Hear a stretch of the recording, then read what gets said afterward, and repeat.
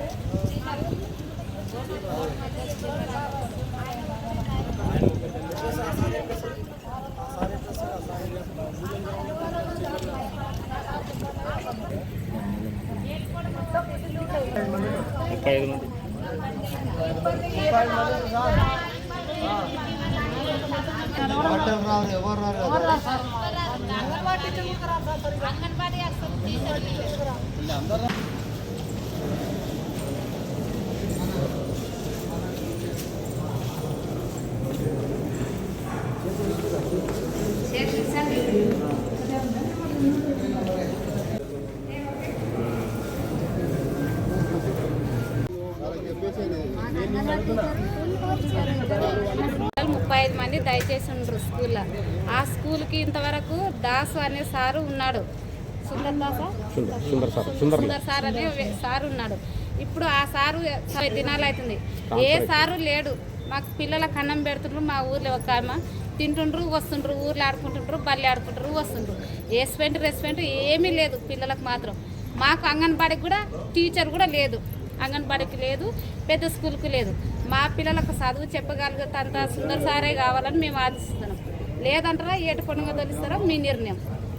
మాకైతే పిల్లలకు ఏది లేదు, మాకు చదువు లేదు, మా పిల్లలకు చదువు లేదు.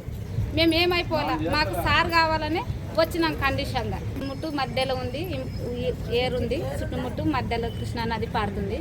ఆ ఊరికి ఒక డాక్టర్ లేడు, ఒక ప్రైవేటు డాక్టర్ రాడు, గవర్నమెంట్ డాక్టర్ ఏ డాక్టర్ రాడు మా ఊరికి.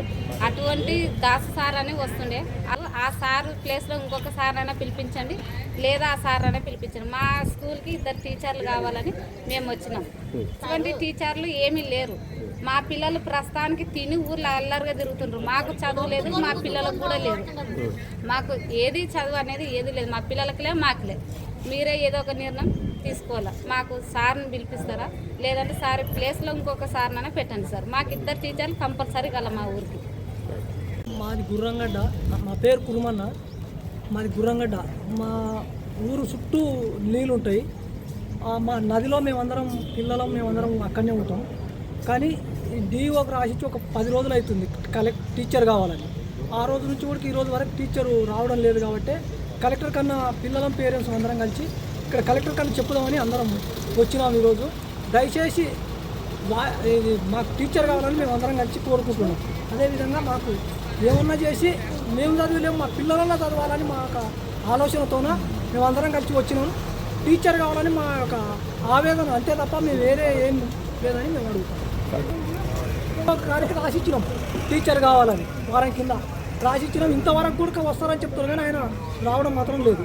డిఓ వస్తారని చెప్పినాడు, ఇంతవరకు ఇంకా రావడం లేదు. ఇంకా ఈరోజు కలెక్టర్ గారి కన్నా చెప్పుదామని మేమందరం ఊరి నుంచి వచ్చాం. మేము చదివలేము సార్, మా పిల్లలు చదవాలని ఒక ఆవేదనతో అందరం కలిసి వచ్చాం. ఎట్లన్నా చేసి మాకు దయచేసి టీచర్ ఇట్లా చేయండి.